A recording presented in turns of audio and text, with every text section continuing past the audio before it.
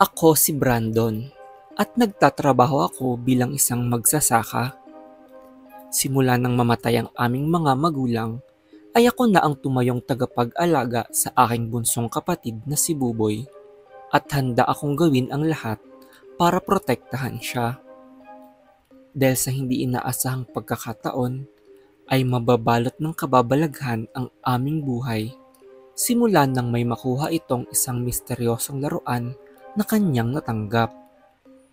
Nagsimula ang lahat ng ito nung gabing nilibing namin ang aming mga magulang. Noon pa lang ay sakitin na ang aking nanay, kaya naman todo kayod kami ni tatay sa pagtatrabaho para makabili ng mga gamot niya. Ngunit sa hindi inaasahang pagkakataon ay naaksidente si tatay, dala-dala ang gamot ni nanay.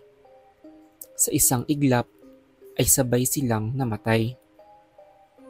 Agad kong ipinaliwanag kay Buboy ang nangyari at nagtuon lang ito sa paglalaro ng kanyang mga laruan. Marahil ay masyado pa siyang bata para maintindihan ang aming pagkaulila. Malamang ay dahil na din ito sa trauma na kanyang naranasan nung gabing iyon. Dahil siya ang kasama ni tatay nung sila ay bumili ng gamot ni nanay. Siya ang nakakapit kay tatay habang ito ay naghihingalo at siya lang mag-isa ang humihingi ng tulong sa mga dumadaang tao. Simula nun ay hindi na nagsilita ulit si Bunso. Nakikita kong nakikipaglaro ito sa isang laruan na unang beses ko lang makita.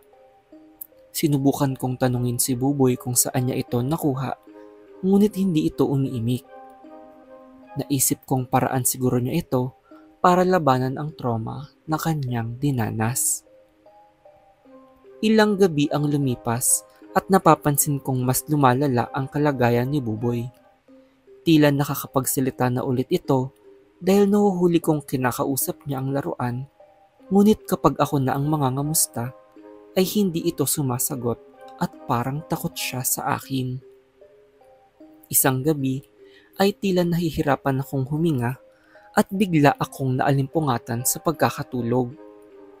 Para bang ako ay sinasakal at may mabigat sa dibdib. Maya-maya ay nakarinig ako ng tila humuhuning boses sa aming sala. Nadatnan kong naglalaro si Buboy sa gitna ng sala kahit nalagpas hating gabi na. Tila ito ay bumubulong habang kinakausap ang kanyang laruan sa dilim. Nang lapitan ko ito para tanungin, ay may napansin akong hugis sa gilid ng aking mga mata. Isang tila matandang babae ang nakasilip sa sulok at dahan-dahang lumalapit kay Buboy. Kahit natakot ako, ay agad kong nilapitan si Buboy para tumakbo.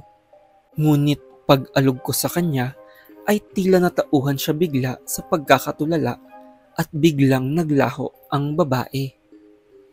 Nangilabot ang aking buong katawan sa nangyari dahil tila nagtataka lang akong tinitignan ni Buboy na parang walang ideya sa nangyari. Napaisip ako kung nakita ba niya ang kaluluwa ng babae o marahil ay isa ko lamang itong guni-guni. Simula kasi nung gabing namatay ang aming ama, ay nakaranas din ako ng trauma at mabigat na dalahin sa dibdib. Tanging pag-aalaga lang kay Buboy ang aking naging libangan para hindi tuluyang malamon ng aking damdamin at negatibong isipin. Ngunit hindi maalis sa aking isip na may kakaiba sa laruang natagpuan ni Buboy nung gabi ng aksidente.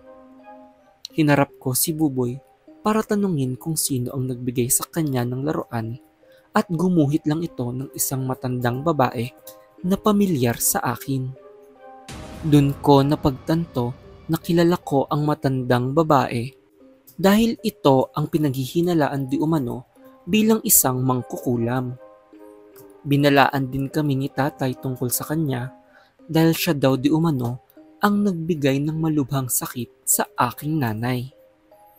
Napag-alaman kong dahil nagpakamatay daw ang anak ng mangkukulam, nung hiniwalayan siya ni tatay.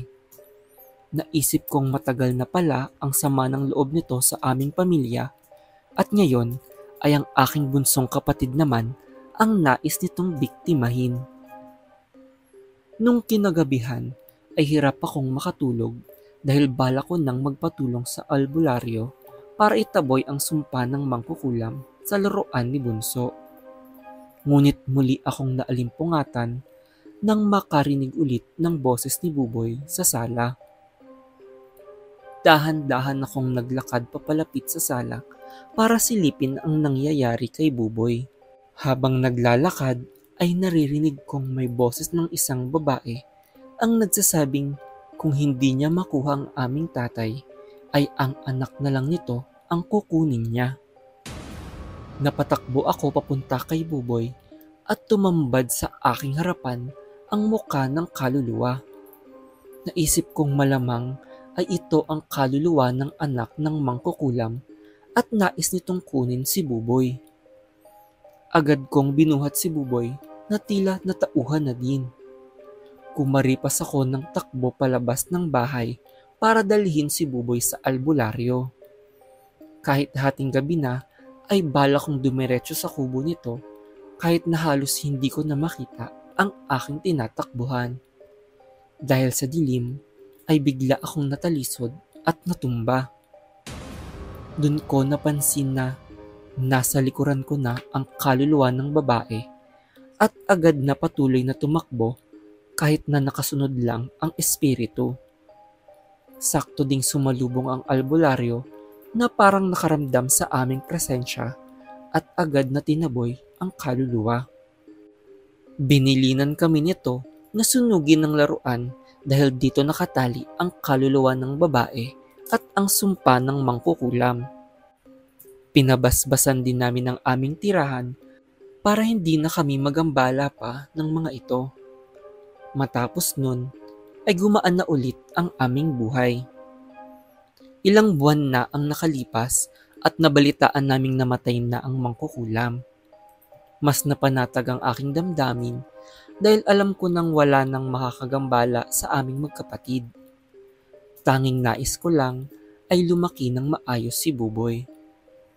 Alam kong sa murang edad niya ay marami na siyang napagdaan ng trahedya at bilang panganay ay nais kong mabigyan siya ng magandang buhay at pagkabata kung saan malaya siyang makapaglaro nang walang ibang kinatatakutan.